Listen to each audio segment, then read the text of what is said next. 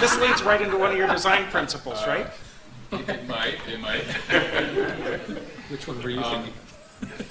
Yeah, I think the research agenda that I would say along with this development itself would be particular tools that are designed to take advantage of some sort of multitasking. So it could be things like television programs and toys, if you want to consider toys to be media, that are designed from the beginning to have more than one task that are in some way related but still separate tasks in the way that we're saying. So that would be one example. The example that I can show you is one that I'm most familiar with, that would be reading a book. It's an interactive book. So if you look at a page like this, a couple tasks. One, if you're a young reader, is decoding these squiggles here. Decoding the text is a task right in front of your face. Another one is to think about the storyline and to follow the narrative. That's a big part of your motivation, probably. So one question is how to research and what we should research around tools like that. So one of the ways we do it at Leapfrog is to scaffold some of that. So if you want to just read, have the text read to Ozzy Otter broke a rule when he brought his pet to school. Read that way. In the pack on or interrupt Ozzy. and just decode one word. So that this is a way to scaffold that part of your task. You want to decode the text, you just want to hear what's on this page. But there's also game structures. Let's play. Who is Ozzy's pet?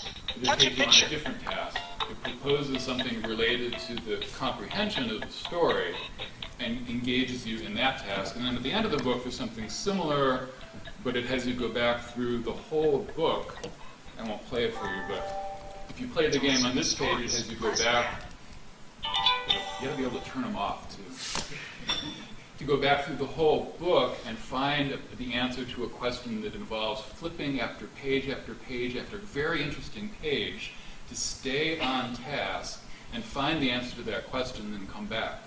So I would propose that this is an example along with Nintendo DS and other products that are specifically designed to take multiple tasks and help kids learn something as a result of it. These particular ones log data, and I'm actually very interested in a public-private sort of partnerships to analyze those data and ask bigger questions beyond the corporate questions that we have, and really partner with what kids do with tools like this in their natural environment, in their home. So I see that as a research agenda that I'm interested in, and I hope other people are. In the spirit of getting everybody to say a few words before we start to open things out, Koei, do you want to carry us forward into some design deliberations? Okay, so it's Colita, and so much going on today. So I like that there's been a lot of research questions asked, but so me as a designer, I keep wanting to know what are the implications, and so along with, I think you touched on it, along with the research agenda, I want to know what are the design implications, and I don't want to wait until you're all confident about what those should be. I can enact upon design implications without fully knowing the whole story. So for example, we're looking at iPhone use with kids, ages 3 to 5, and a few weeks ago I interviewed a 3-year-old who has her own iPhone because Dad bought the new one and handed it down. So we know this is happening in the world. We know in the absence of, whether we know if multitasking is bad or a good thing, in the absence of knowing that, things are being designed, I'm one of those people who's designing them, to support multitasking. And kids are using them in the same way their parents are. So parents use their iPhone to switch from their email while they listen to music, to look at a video, to send, and kids do the same thing.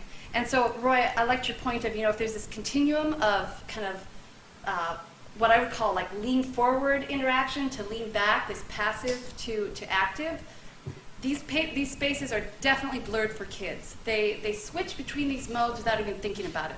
I'll play a game, I'll watch a video, so that's how our tools are being designed. Like that's actually one of the principles that we often encounter in our media projects is designing for that entire continuum all at once. Let people lean forward and lean back at the same time. The other principle that just comes up often with different design entertainment systems is we want to let people multitask, but don't multitask me. So how do you design a fluid system that lets you do all these things at once? You're designing a video game platform. People want to play Rock Band and have their Gmail chat channel going on, talking to their brother on the East Coast. So you're going to build that into the same system. So, I mean, this comes up repeatedly, and so if you, I'll just end with this last comment. I'm a parent in the room. Before I came here today, I'm like, what's the problem? Multimedia, kids, whatever. And now I'm leaving with a panic. And so I need somebody to help translate what the problem is, because I'm not sure, and that voice of the parent seems to be missing. But I know there's a lot of you in here, and I should probably conduct my own ethnographic study on myself. So I come from a household. My husband is a game designer. There's a buzz of media going on all the time, and there was a power outage about 2 weeks ago, and the entire house went silent. And we really didn't know what to do with ourselves. And the kicker was, even the baby woke up. Like, am I supposed to keep sleeping? So I know there's a lot of people out there like me who are both probably contributing to the problem and how we design, but also really thirsty for some solutions and some help on how to navigate this space. So that's all I'll say. Thanks. Very quickly, I'd like to just call your attention to the article in your binder by Richard Halkett and Amy Kristen, and I'll just amplify 2 points that they make in there. They make one point about edutainment and the rise of serious games, and they say technology is finally ready to help learning.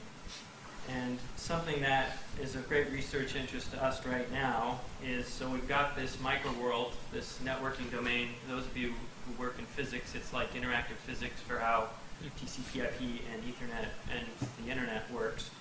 So we've got hundreds of thousands of learners who have the software at school, and if they're lucky enough to have a computer at home, they have it there because we give it away free. So the domain model is very medium to high fidelity. And we're interested in 4 multi-user use cases because the program intrinsically now has a networking capability. So it's basically TCP/IP socket connections to each other. So we can, first of all, we're looking at classroom interactions.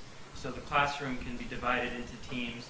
And the virtual network where my instance of packet tracer software is talking to yours, or my team's instance, depending on how you divide it up, is talking to 2 or 3 or in other teams. So there's a lot of interesting interactions there. Then if you move to distance learning, which is becoming much more popular around the world within our community, there's both an in-band chat protocol, so it's very limited. So you can use your instance of packet tracer at your house and play against someone in France, and there's very limited in-band chat, but what is preferred is mashups of other better communications technologies. So the 2 packet tracers are talking to each other, and then other channels are being used. So there's a lot of what I would call multitasking research to be done there. And then we're looking at, in fact, we're building a prototype of strategic simulation game for fans of SimCity, where we have again, the micro world. You have to learn and know the basics of the networking protocols and devices, but we're adding kind of the business and social layer, so where you're keeping track of how much you're spending, you bid on contracts, etc. So all of these, we're really eager to learn what folks are looking at so that we can design better games and have people learn networking in a much more interactive fashion.